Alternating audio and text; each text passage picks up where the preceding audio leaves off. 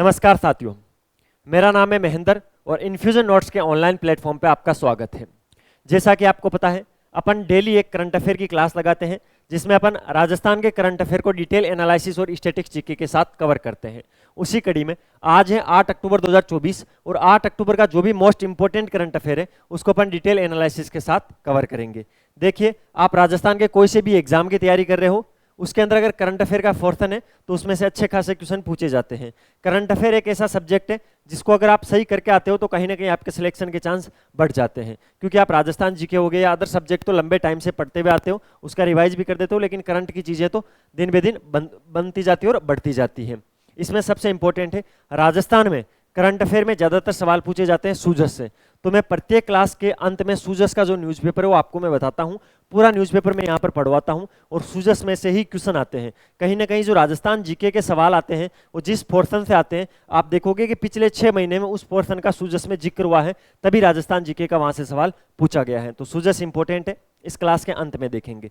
इसके अलावा एक इंपॉर्टेंट चीज आपको मुझे आज बतानी थी, आप अगर राजस्थान सीईटी की तैयारी कर रहे हो और आगामी 15 दिन बाद आपका एग्जाम है, तो उसके लिए हमारी टीम ने आपके लिए एक प्लान तैयार किया है। उसके तहत हम क्या करेंगे, राजस्थान और इंडिया करंट अफेयर के पिछले 6 महीने के 1500 से अधिक मोस्ट इंपोर्टेंट क्वेश्चंस की क्लास लगाएंगे। मैराथन क्लासेज होगी, वो क्लासेज आपको ज्वाइन करनी है, उस क्लासेज की पीडीएफ भी हम आपको प्रोवाइड करवाएंगे। तो करंट में से जो भी 20-25 क्वेश्चन पूछे जाएंगे राजस्थान और इंडिया में से मिला के, वो अपनी मैराथन में से बाहर नहीं जाएंगे, ठीक है। उसको रेगुलर लेने के लिए आपको क्या करना होगा, आपको करना होगा हमें सपोर्ट। हम आपसे कोई फीस नहीं मांग रहे हैं, आपको सपोर्ट करना होगा। सपोर्ट के लिए चैनल को सब्सक्राइब करना, वीडियो को लाइक करना, ज़्यादा से ज़्यादा दोस्तों के पास शेयर करना, ठीक है। और अच्छे अच्छे कमेंट करना। इस वीडियो में ही आप मुझे बता दो कि कितने लोग सीईटी की तैयारी कर रहे हो और आपको उसकी नीड है या नहीं है। तो चलिए आज की क्लास को अपन बिना किसी देरी के शुरू करते हैं। पहला क्वेश्चन क्या है, मुख्यमंत्री भजन लाल शर्मा ने 7 अक्टूबर 2024 को किस बायोलॉजिकल पार्क में टाइगर सफारी का शुभारंभ किया है। मोस्ट इंपोर्टेंट क्वेश्चन है ये, आगामी एग्जाम में पूछा जा सकता है, तो मैं इसके स्टार लगा देता हूं। मुख्यमंत्री भजनलाल शर्मा जी ने 7 अक्टूबर 2024 को एक जो नाहरगढ़ बायोलॉजिकल पार्क है जयपुर के अंदर, वहां पर टाइगर सफारी का शुभारंभ किया था। तो इसका राइट ऑप्शन होगा नाहरगढ़। नाहरगढ़ कहां पर है, मैंने आपको अभी बताया है, नाहरगढ़ है जयपुर में। नाहरगढ़ जयपुर में सर, ठीक है। सजनगढ़ कहां पर है, तो सजनगढ़ है उदयपुर में। इसके अलावा मचिया सफारी कहां पर है, तो यह है जोधपुर में। मचिया सफारी जोधपुर में है। अबेड़ा कहां पर है, तो अबेड़ा है कोटा में, ठीक है सर।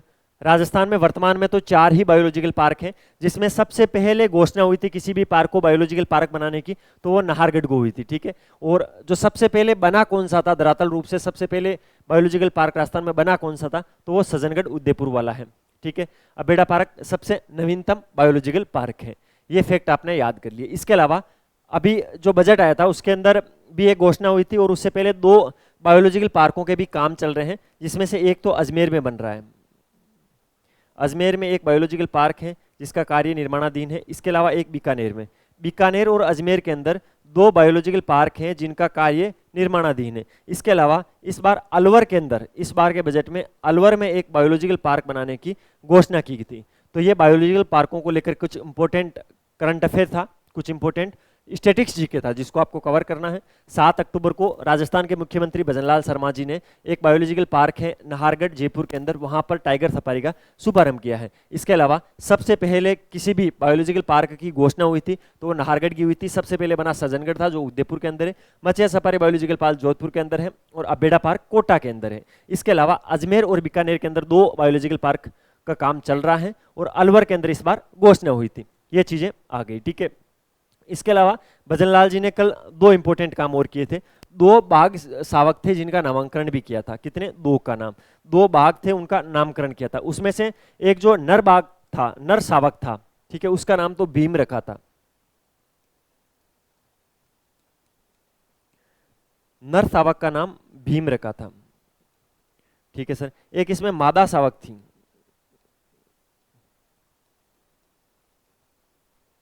भीम नाम याद रखना है, एग्जाम में इसे पूछे जा सकते हैं, क्योंकि आज के सूजस के अंदर भी इसको साफ साफ लिखा हुआ था। इसका नाम था स्कंदी।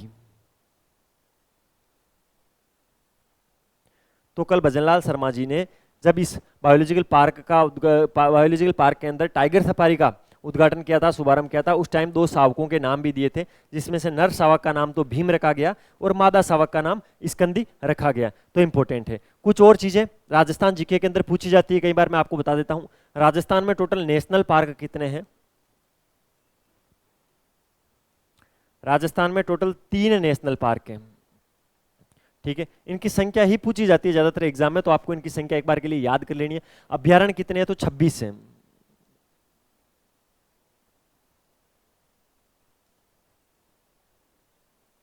अभ्यारण्य 26 है, नेशनल पार्क 3 है। इसके अलावा एक कंजर्वेशन रिजर्व पूछा जाता है, वो कितने हैं? 36 है। मैं शॉर्ट में लिख रहा हूं, रिजर्व है, ये कंजर्वेशन रिजर्व है। इनकी संख्या कितनी है? 36 है। बायोलॉजिकल पार्क तो 4 है, 2 निर्माणाधीन है, 1 ही घोषणा हुई है। तो अगर ये सारा सिस्टम बन जाएगा तो 7 हो जाएंगे, वर्तमान में 4 ही है। मैंने बता दी चारों के नाम। इसके अलावा टाइगर रिजर्व कितने हैं? तो टाइगर रिजर्व 5 है।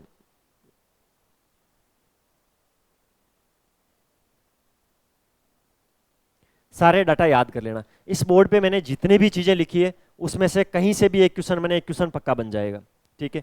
सबसे पहले मैंने आपको क्या बताया है? सबसे पहले तो मैंने आपको बताया है कि मुख्यमंत्री भजनलाल शर्मा जी ने 7 अक्टूबर को जो नाहरगढ़ बायोलॉजिकल पार्क है जयपुर के अंदर, वहां पर टाइगर सफारी का शुभारंभ हुआ है। इसके अलावा 4 वर्तमान के अंदर बायोलॉजिकल पार्क है, जिसमें सज्जनगढ़ उदयपुर में है, नाहरगढ़ जयपुर में, मचिया सफारी जोधपुर में और अबेड़ा पार्क कोटा के अंदर। सबसे पहले घोषणा नाहरगढ़ की हुई थी, सबसे पहले बना सज्जनगढ़ था। और कल के दिन ही 7 अक्टूबर को ही भजनलाल जी ने 2 शावकों का नाम दिया था, जिसमें से नर शावक को तो भीम नाम दिया गया और मादा शावक को स्कंदी नाम दिया गया। इसके अलावा अजमेर और बीकानेर के अंदर 2 बायोलॉजिकल पार्क निर्माणाधीन है और अलवर के अंदर इस बार के बजट में घोषणा हुई थी। राजस्थान के अंदर नेशनल पार्क की बात की जाए तो 3 है, अभ्यारण्य कितने हैं? तो 26 है। इसके अलावा जो कंजर्वेशन रिजर्व है वो 36 है, टाइगर रिजर्व 5 है और बायोलॉजिकल पार्क 4 हैं। ये सारे फैक्ट आप याद कर लेना। इन फैक्ट की सिस्टमेटिक तरीके से लिखी हुई अगर आपको पीडीएफ की भी नीड है तो पीडीएफ भी हम आपको प्रोवाइड करवा देंगे। इस वीडियो के डिस्क्रिप्शन में एक टेलीग्राम चैनल की लिंक दे रहा हूँ, वहां से इस पीडीएफ को डाउनलोड कर लेना। अदरवाइज ये नंबर है, इस पर मैसेज कर देना, सर डेली करंट अफेयर की पीडीएफ डालो, आपको डेली की डेली मिलती रहेगी, कोई दिक्कत नहीं है। ये हमारी वेबसाइट है, इसको चेकआउट कर लेना। ये हमारा इंस्टाग्राम हैंडल है, यहाँ मैसेज कर देना, सर पीडीएफ डालो, पीडीएफ आपको मिल जाएगी। अगले क्वेश्चन पे चलते हैं। अच्छा, इंपॉर्टेंट क्वेश्चन है, देखते हैं क्या इस क्वेश्चन के अंदर। क्वेश्चन इस प्रकार है, 2 से 8 अक्टूबर 2024 को किस सप्ताह के रूप में मनाया गया? या मनाया, ऐसे लिखो, मनाया जा रहा है, बनाया नहीं, मनाया जा रहा है। तो 2 से 8 अक्टूबर 2024 के बीच में अपन वन्य जीव सप्ताह मना रहे हैं।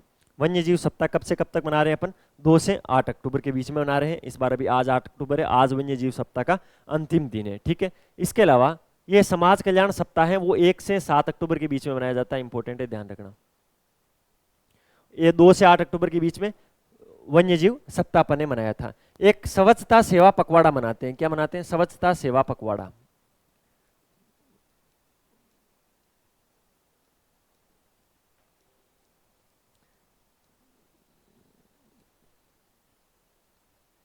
ये जो स्वच्छता सेवा पखवाड़ा है वो कब से कब तक मनाया जाता है? तो 17 सितंबर से 2 अक्टूबर तक।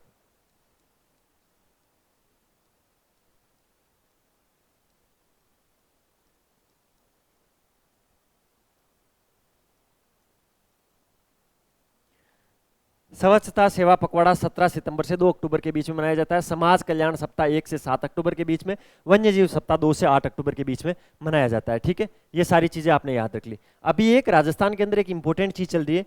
कल मैं जब यहाँ ये अपने दुर्गापुरा जयपुर के अंदर जहाँ पर RSSMB का मुख्यालय है, वहाँ पर जो पुलिया जाता है उस पर एक होल्डिंग लगी हुई थी। उस होल्डिंग को मैंने देखा और मैंने सोचा ये बता देना चाहिए, एग्जाम में पूछी जा सकती है। इसकी काफी होल्डिंग लगी हुई है जयपुर के अंदर। तो प्रधानमंत्री नरेंद्र मोदी ने एक पेड़ माँ के नाम अभियान शुरू किया था। क्या? एक पेड़ माँ के नाम अभियान शुरू किया था। किसने किया था? प्रधानमंत्री नरेंद्र मोदी जी ने किया था। और उसी के तहत मुख्यमंत्री वृक्षारोपण महाअभियान भी चलाया जा रहा है। इन दोनों अभियानों के तहत राजस्थान में 7 करोड़ पौधे लगाए जा चुके हैं। कितने? 7 करोड़। क्या लगाए जा चुके हैं? 7 करोड़ पौधे लगाए जा चुके हैं। किन 2 अभियानों के तहत लगाए गए हैं? एक तो नरेंद्र मोदी का जो एक पेड़ माँ के नाम अभियान चल रहा है उसके तहत, और एक जो चल रहा है मुख्यमंत्री वृक्षारोपण महाअभियान। इन दोनों अभियानों के तहत राजस्थान में 7 करोड़ पौधे लगाए जा चुके हैं। इसके अलावा 2 से 8 अक्टूबर 2024 के बीच में राजस्थान में वन्य जीव सप्ताह मनाया गया। समाज कल्याण सप्ताह वो 1 से 7 अक्टूबर के बीच में मनाया जाता है। स्वच्छता ही सेवा पखवाड़ा कब मनाया जाता है? 17 सितंबर से 2 अक्टूबर के बीच में मनाया जाता है। अगला क्वेश्चन क्या है? अगले क्वेश्चन पे चलते हैं। प्रदेश में पर्यटन विकास के लिए राज्य पर्यटन विकास निगम लिमिटेड किसके साथ 415 करोड़ रुपए का समझौता किया है? यह समझौता कल ही हुआ था, मोस्ट इंपोर्टेंट समझौता है। राजस्थान का जो राज्य पर्यटन विकास निगम है उसने किया था हुडको के साथ। हुडको के साथ राज्य पर्यटन विकास निगम ने 415 करोड़ रुपए का समझौता किया था। यह राशि इंपॉर्टेंट है। क्यों किया था? क्या ऐसी वजह रही थी इसकी वजह से किया गया? ठीक है, एक तो राजस्थान में पर्यटन के विकास को गति देने के लिए यह समझौता हुआ था। किस लिए हुआ था? राजस्थान के पर्यटन की विकास की गति को बढ़ावा देने के लिए यह समझौता हुआ था। ठीक है, इस दौरान कौन कौन मौजूद थे? अभी मैं फोटो भी दिखाऊंगा आगे, सूजस में इनकी फोटो भी है। इस दौरान एक तो उप मुख्यमंत्री है दिया कुमारी जी, वो थी। एक पर्यटन सचिव है श्री रवि जैन और दिया कुमारी जी वहां पर मौजूद थे। और इसको शॉर्ट में क्या बोलते हैं आप सब जानते हो? आरटीडीसी बोलते हैं, राज्य पर्यटन विकास निगम लिमिटेड को। आरटीडीसी के प्रबंधक निर्देशक थे श्रीमती सुषमा अरोड़ा जी, जो वर्तमान में है। और हुडको के क्षेत्रीय प्रमुख सुधीर भटनागर, इनके मध्य ये समझौता के आदान प्रदान हुए थे। और इससे क्या होगा? तो राजस्थान में पर्यटन विकास को गति मिलेगी। ठीक है, तो मैंने 3-4 नाम बताए। उप मुख्यमंत्री वसु ये दिया कुमारी जी का नाम याद रखना। एक पर्यटन सचिव श्री रवि जैन उस कार्यक्रम में मौजूद थे। और जब ये फाइनली समझौता हुआ तो किन किन के मध्य हुआ था? तो आरटीडीसी के प्रबंधक निर्देशक एमडी कौन है? श्री सुषमा अरोड़ा जी हैं। और हुडको के क्षेत्रीय प्रमुख अभी वर्तमान में कौन है? तो सुधीर भटनागर है। इनके मध्य ये समझौता आदान प्रदान हुआ था। ये सारी चीजें आपको पीडीएफ में मिल जाएगी। ठीक है, तो इंपॉर्टेंट है, ध्यान रखना। अगला क्वेश्चन, सितंबर 2024 में राजस्थान पोषण माह में महिला बाल विकास विभाग के तहत समेकित बाल विकास सेवाएं निर्देशालय, जिसको आईसीडीएस बोलते हैं, उसको राष्ट्रीय स्तर पर कौन सा स्थान मिला है? राजस्थान के परिप्रेक्ष्य में इंपॉर्टेंट चीज है। देखिए, पहले तो ये दिया क्यों गया है, क्या है, किस में मिला है? एक तो राजस्थान पोषण माह चल रहा है, उसके अंदर महिला और बाल विकास विभाग है ना, उसके तहत समेकित बाल विकास सेवाएं निर्देशालय को राष्ट्रीय स्तर पर कौन सा स्थान मिला है? किसको मिला है? बाल विकास सेवाएं निर्देशालय को 4था स्थान मिला है। ऑल ओवर राजस्थान को कौन सी रैंक मिली है इसके अंदर?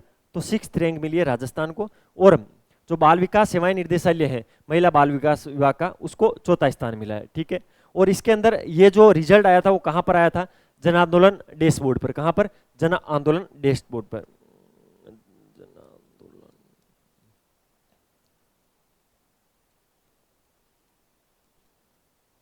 इस कार्यक्रम की जितनी भी फाइलें सबमिट हुई थी वो इसी पोर्टल पर हुई थी, जन आंदोलन डैशबोर्ड पर। और यहाँ भी कल रिजल्ट आया था। ठीक है, इस रिजल्ट के तहत क्या आया था? तो एक लाइन तो मैंने बता दी, इसमें राजस्थान का जो महिला और बाल विकास विभाग है उसके तहत समेकित बाल विकास सेवाएं निर्देशालय को राष्ट्रीय स्तर पर शानदार प्रदर्शन करने के लिए 4था स्थान मिला है। ये चीज मैंने आपको बता दी। अब बात करते हैं राष्ट्रीय स्तर पर किस राज्य को प्रथम स्थान मिला है? तो महाराष्ट्र को इसमें प्रथम स्थान मिला है। महाराष्ट्र को इसमें प्रथम स्थान मिला है। ठीक है सर, महाराष्ट्र को प्रथम स्थान मिला है, तो दूसरा स्थान किसको मिला है? दूसरा स्थान बिहार को मिला है। बिहार के वर्तमान में मुख्यमंत्री कौन है? जल्दी से कमेंट बॉक्स में बताना, अभी आपका स्टैटिक्स चेक करते हैं। बिहार के वर्तमान में मुख्यमंत्री कौन है? जल्दी से कमेंट बॉक्स में बता दो। तीसरा स्थान किसको मिला? तो छत्तीसगढ़ को मिला है।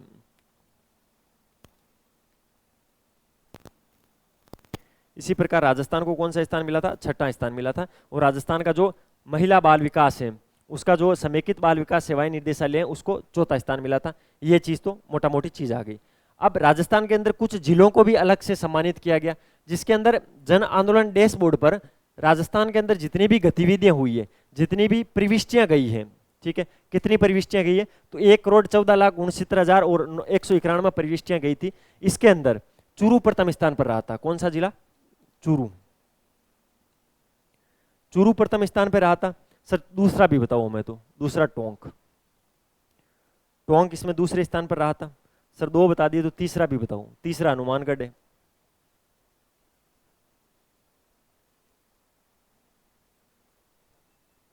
सारे फैक्ट लाइनों में याद होने चाहिए। 4था स्थान मिला है। प्रथम ऑल ओवर राज्य की बात की जाए तो महाराष्ट्र था, दूसरे पे बिहार था, तीसरे पे छत्तीसगढ़ था। राजस्थान को ऑल ओवर 6वें स्थान पर मिला है। जन आंदोलन डैशबोर्ड पे ये कार्यक्रम चल रहा था। और सबसे ज्यादा प्रविष्टियां देने के अंदर प्रथम स्थान पर राजस्थान में चूरू रहा है। चूरू जिला, फिर टोंक और फिर हनुमानगढ़। ये था इंपॉर्टेंट इसको लेकर करंट अफेयर। अगले क्वेश्चन पे चलते हैं।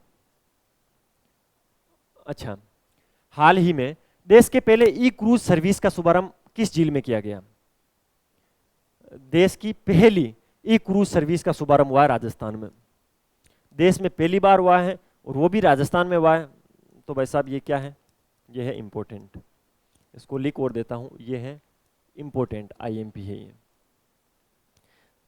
ये जो पहली ई क्रूज सर्विस है उसका शुभारंभ राजस्थान की आना सागर झील में हुआ था। आना सागर झील कहाँ है सर? मैं सबसे पहले ये बताऊं, ये है अजमेर में।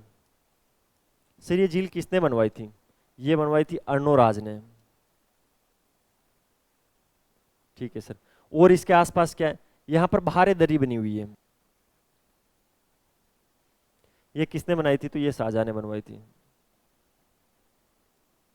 और क्या है? यहां पर एक दिलशान गार्डन है। ठीक,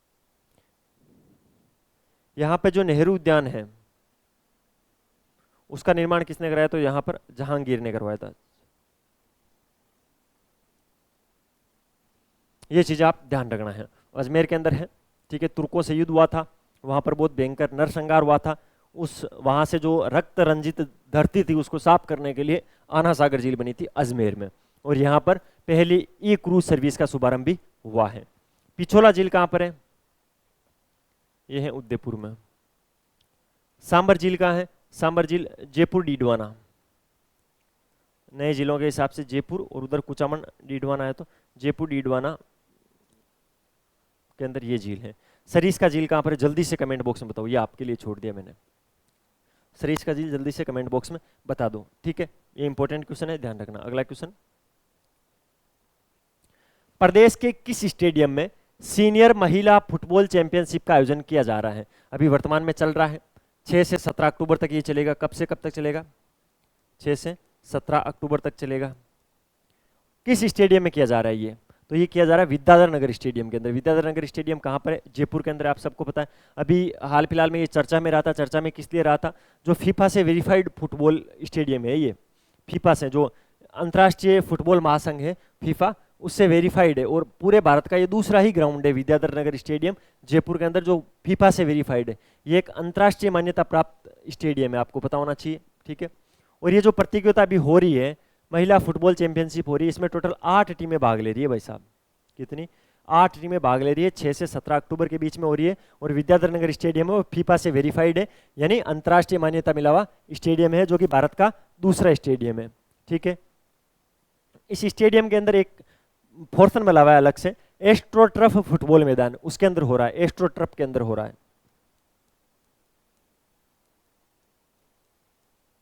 इसी विद्याधर नगर स्टेडियम का एक भाग है एस्ट्रोटर्फ। एस्ट्रोटर्फ फुटबॉल मैदान है, उसमें ही ये हो रही है प्रतियोगिता। सीनियर महिला football championship Vidyadhar Nagar stadium Jaipur के अंदर है। इसके अलावा कुछ स्टेडियम और भी लिखे हुए हैं जिनको आपको देखना है। एक तो अनिल अग्रवाल स्टेडियम है जयपुर के अंदर, चौंप के अंदर है। ये विश्व का तीसरा सबसे बड़ा स्टेडियम है। ठीक है, इसके अलावा महाराणा प्रताप स्टेडियम उदयपुर में है। बरकतुल्ला खान स्टेडियम जोधपुर में है। अभी हाल के दिनों में खबरों में रहा था, यहाँ पर वो लीजेंड लीग हो रही है। ठीक है, तो बरकतुल्ला खान स्टेडियम जोधपुर के अंदर है। महाराणा प्रताप स्टेडियम उदयपुर के अंदर है। अनिल अग्रवाल स्टेडियम जयपुर के अंदर है, चौंप के अंदर, जो कि विश्व का तीसरा सबसे बड़ा स्टेडियम है। विद्याधर नगर स्टेडियम मैंने बता दिया फीफा से वेरीफाइड है, यानी एक अंतर्राष्ट्रीय स्टेडियम है जहां पर सीनियर महिला फुटबॉल चैंपियनशिप का आयोजन हो रहा है। 6 से 17 अक्टूबर के मध्य 8 टीमें भाग ले रही है। और इस विद्याधर नगर स्टेडियम के एस्ट्रोटर्फ पोर्शन के अंदर ये फुटबॉल प्रतियोगिता हो रही है। अब देखते हैं अगला। चलो, सुजस आ गई। अब हम सुजस का सार देखेंगे। सुजस का सार क्या कहता है? नाहरगढ़ टाइगर सफारी मुख्यमंत्री ने लोकार्पण किया है। नाहरगढ़ टाइगर पर्यटन के क्षेत्र में एक नई शुरुआत होगी। मुख्यमंत्री भजनलाल शर्मा ने सोमवार को जयपुर के नाहरगढ़ में फीता काटकर टाइगर सफारी का शुभारंभ किया है। प्रदेशवासियों को मिली इस सौगात में अब वन्य जीव प्रेमी नाहरगढ़ टाइगर सफारी का आनंद ले सकेंगे। ठीक है, और इस दौरान ये देखो, ये इंपॉर्टेंट चीज, इस दौरान मुख्यमंत्री जी ने नाहरगढ़ जैविक उद्यान में 2 बाघ शावकों का नामांकन किया। मैंने बता दिया, जिसमें मादा बाघ शावक का नाम तो स्कंदी रखा गया है और नर बाघ का शावक का नाम भीम रखा गया है। ठीक है, और ये क्या है प्रदेश, और मैंने जो एक करंट अफेयर का आपको क्वेश्चन करवाया था, 2 अक्टूबर से 8 अक्टूबर तक हम मनाएंगे वन्यजीव सप्ताह, उसकी बधाई भी दे दी है इन्होंने साथ में। इस वन्यजीव सप्ताह में विद्यार्थियों को बायोलॉजिकल पार्क में निःशुल्क प्रवेश दिया जा रहा है। ठीक है, वन विभाग और जेडीए के संयुक्त प्रयासों से सोमवार को शुरू हो रही है टाइगर सफारी। इंपॉर्टेंट ये है, और एक है जेडीए, जयपुर डेवलपमेंट अथॉरिटी जो है, ठीक है, वो और वन विभाग मिलकर इसको चलाएगी। साथ ही में इसमें बाघों के संरक्षण में संवर्धन को भी बढ़ावा मिलेगा। राज्य सरकार ने जनता में जो वादे किए थे उनको लगातार पूरा किया जा रहा है। हमने 1 वर्ष में 1 लाख भर्तियों तथा आगामी 5 वर्षों में 4 लाख भर्तियों की घोषणा भी की थी। पता है आपने, दिया कुमारी ने की थी, वो क्लिप आपने देख ली होगी, ठीक है। इसके तहत कैबिनेट बैठक में एक साथ 90,000 पदों पर भर्तियों का रास्ता खुला है, जो कि हमारे दृढ़ संकल्प को दर्शाता है। और ये बोल वचन की बातें हैं, मोटा मोटी चीज़ यही है। हाँ, ये देख लो, इसलिए मैं आपसे पढ़ाता हूँ। ये सूजस पढ़ाने का रीज़न यही है। ये तो मैंने करंट में ही पढ़ा दिया, भजनलाल जी चश्मा लगाए हुए बहुत क्यूट लग रहे हैं, लेकिन इसको पढ़ाने का दूसरा रीजन है। दूसरा रीजन क्या है, इसके अंदर जो फैक्ट लिखे आते हैं वो एग्जाम में सीधे सीधे छपते हैं। क्या है, राजस्थान में 3 नेशनल पार्क, 26 अभ्यारण्य, 36 कंजर्वेशन रिजर्व और 4 बायोलॉजिकल पार्क विकसित किए गए हैं। मैंने भी आपको बता दिया है। राज्य सरकार द्वारा बाघों के संरक्षण के लिए निरंतर किए जा रहे प्रयासों में उनकी आबादी बढ़ रही है। राजस्थान में लगभग 130 बाघ है। इंपॉर्टेंट, राजस्थान में कितने बाघ हैं? 130 बाघ हैं। जयपुर जिले में जेडीए ने 2 नए पार्क विकसित किए हैं। इंपॉर्टेंट है, 2 नए पार्क विकसित किए हैं जेडीए ने जयपुर के अंदर। कौन कौन से? जिरोता में नगर वन एवं नेवटा के पास बायोडाइवर्सिटी पार्क शामिल है इसके अंदर। एक तो जियोता के अंदर किया है नगर एवं, और एक नेवटा के अंदर बायोलॉजिकल डाइवर्सिटी पार्क है। इसके आसपास 5 लाख की आबादी इससे लाभान्वित होगी, ठीक है। और ये कौन कौन लोग आए थे? मुख्यमंत्री जी ने बाघ शावकों का नामकरण किया है। नर शावक का नाम भीम रखा है और स्कंदी, इसमें से ये तो स्कंदी है, ये भीम है, ठीक है। दोनों ठीक ठाक मजे ले रहे हैं जिंदगी के, ठीक है। अगले क्वेश्चन पे चलते हैं। हाँ, ये करंट में तो नहीं पूछा जाएगा, पर युवाओं के लिए है। देख लो युवाओं, आप कितनी भी करंट की क्लास ले लो, ये जो पेपर चोर हैं ये आपसे आगे हैं। पर कोई ना, अपन अपने प्रयास जारी रखेंगे। हमारा प्रयास रहेगा आपको अच्छे से अच्छा कंटेंट पढ़ा के उन पेपर चोरों से आगे निकालना। आपका प्रयास ये रहेगा कि बिना पेपर चोरी के ही सिलेक्शन ले लिया जाए, वो अच्छा है। क्योंकि राजस्थान के अंदर एक नया ट्रेंड आया है, आप नौकरी लग गई, कोई बोलता है सरकारी नौकरी सेफ होती है, कुछ सेफ नहीं होती है। एसआई बने थे 2 स्टार, सब इंस्पेक्टर जिसको अपन बोलते हैं वो बने थे, लेकिन अब पकड़ पकड़ के लाया जा रहा है। तो आप अगर चोरी करोगे तो कर्मा घूम के जरूर आएगी। आपको पता होना चाहिए कि एसआई वैकेंसी 2021 की समीक्षा के लिए मंत्रिमंडल का गठन हुआ था, ठीक है। मंत्रिमंडलीय समिति का गठन हुआ था, उसकी कल एक पहली बैठक भी हो गई थी, ठीक है। एसआई भर्ती परीक्षा 2021 की समीक्षा के लिए गठित मंत्रिमंडलीय समिति की पहली बैठक हुई थी। और ये उस मीटिंग के अंदर बोल वचन की बातें हुई थी, हम ये कर देंगे वो कर देंगे। कल 2 ऐसी वो जो एसआई ट्रेनिंग कर रहे थे उनको भी उठाया था। तो ये चीज़ें हैं। अब ये वापस करंट की चीज़ है, देखो। विभागों की नई भर्तियों का निर्माण निवेश अनुकूल हो। मुख्यमंत्री जी, राइजिंग राजस्थान विभागीय प्री समिट आयोजन की समीक्षा हुई थी और नवीन भर्तियों से प्रदेश की अर्थव्यवस्था मजबूत बनेगी, ऐसा बोलना है उनका। ठीक, करवा दो साहब। राष्ट्रीय पोषण माह 2024, राजस्थान का शानदार प्रदर्शन, आईडी 4थी रैंक मिली है, ठीक है। ये मैंने आपको बता दिया, अच्छे से पढ़ा दिया मैंने। सहकारी समितियों के प्रकरणों की समीक्षा, दोषियों की कल एक समीक्षा हुई थी, कोई मतलब नहीं है। आरटीडीसी और हुडको के बीच में एमओयू, ये भी मैंने पढ़ा दिया। तो करंट जो भी बनता है सूजस से बाहर नहीं जाता है, ठीक है। राजस्थान पर्यटन विकास निगम और हुडको के बीच सोमवार को 415 करोड़ रुपए का ऋण के लिए एमओयू आया। इस दौरान उप मुख्यमंत्री और पर्यटन मंत्री दिया कुमारी तथा पर्यटन सचिव श्री रवि जैन मौजूद थे। आरटीडीसी के प्रबंधक निदेशक श्रीमती सुषमा अरोड़ा वे हुडको के क्षेत्रीय प्रमुख श्री सुधीर भटनागर के मध्य समझौते का आदान प्रदान हुआ था। उप मुख्यमंत्री ने कहा था कि इससे क्या होगा, राजस्थान में पर्यटन विकास को नई गति मिलेगी। तो वही सारी चीजें हैं, सारी चीजें बनती यही हैं सूजस से। तो सूजस को अच्छे से पढ़ लिया करो, डेली करंट अफेयर की क्लास में आप जुड़ जाया करो। और आप अगर मैं आपको इतना अच्छा कंटेंट पढ़ा रहा हूँ, एक्सप्लेनेशन के साथ पढ़ा रहा हूँ, डिटेल में पढ़ा रहा हूँ, स्टैटिक जीके के साथ पढ़ा रहा हूँ, आपको बस इतना सा ही तो कह रहा हूँ यार, वो लाल वाला बटन दबाकर चैनल को सब्सक्राइब कर दो। वीडियो अगर पसंद आ रहा है तो लाइक वाला कर दो, नहीं आ रहा तो डिसलाइक वाला कर दो। पूरा देखते भी और छोड़ के चल जाते हो, इसका क्या मतलब हुआ, ठीक है। आप मध्यम मार्ग में जा रहे हो, लेकिन आपको जाना नहीं है इस स्थिति में, या तो लाइक करो या डिसलाइक करो। दूसरी चीज, अगर कोई भी चीज अच्छी लगती है तो आपको कमेंट करने में क्या जाता है। अगर आपके एक कमेंट से मेरा नहीं आपका ही फायदा हो रहा है, आप कमेंट करोगे अच्छा, तो मुझे क्या लगेगा, बच्चे अपने पे विश्वास कर रहे हैं, उन्होंने कमेंट किया, तो क्यों ना उनको और अच्छा कंटेंट दिया जाए। हमेशा अगर किसी आदमी को आप अप्रिशिएट करोगे तो वो हमेशा कोशिश करेगा कि रिजल्ट और बेहतर हो। और अगर आप किसी आदमी को शून्य स्थिति में छोड़ दोगे तो वो देखेगा ठीक है यार, अपना भी चल रहा है, इनका भी चल रहा है, मैं मेरा यहाँ पे कर रहा हूँ, उनका कर रहा है, हो जाएगा, ठीक नहीं होगा, ठीक। फिर आदमी इतना माइंड नहीं लेता इन चीज़ों को। तो अगर आप चाहते हो कि यार और अच्छा कंटेंट मिले, जो हो रहा है वो अच्छा है, उसको भी कंटिन्यू रखा जाए, तो उसके लिए आपको ये चीज़ें तो करनी ही पड़ेगी। हमें अप्रिशिएट करना पड़ेगा, वीडियो को लाइक करना पड़ेगा, शेयर करना पड़ेगा, सब्सक्राइब करना पड़ेगा और कमेंट करना पड़ेगा। शेयर तो कर दो यार, एक आधा शेयर मार दिया करो, क्या दिक्कत है, ठीक है। मिलते हैं फिर नए सेशन के साथ, तब तक अपनी पढ़ाई जारी रखो, अपने स्वास्थ्य का ध्यान रखो। टेक केयर, जय हिंद।